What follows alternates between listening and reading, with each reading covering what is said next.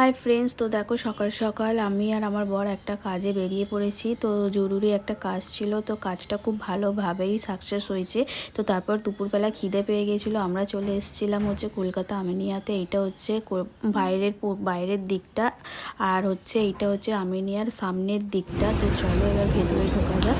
তো দেখো এবার ভেতরে ঢুকছি। এই দিকটা হচ্ছে পার্সেলের কাউন্টার, যারা পার্সেল নিয়ে যাবে তাদের হচ্ছে এই দিকটা কাউন্টার। আর এটা হচ্ছে ভিতরটা, দেখো এত সুন্দর নিট অ্যান্ড ক্লিনভাবে সব কিছু ডেকোরেশন করা। প্রত্যেকটা টেবিলে ন্যাপকিন থেকে শুরু করে জলের বোতল, স্পুন, সব কিছু ওরা একদম নিট অ্যান্ড ক্লিনভাবে সব কিছু ডেকোরেশন করে রেখেছিল। তো এই দিকটাও খুব সুন্দর। এই দিকটা হচ্ছে ওয়াশরুম ছিল।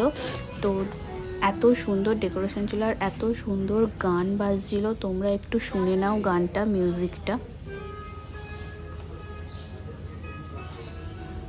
তো খুবই সুন্দর লাগছিল, আমার খুবই ভালো লেগেছে।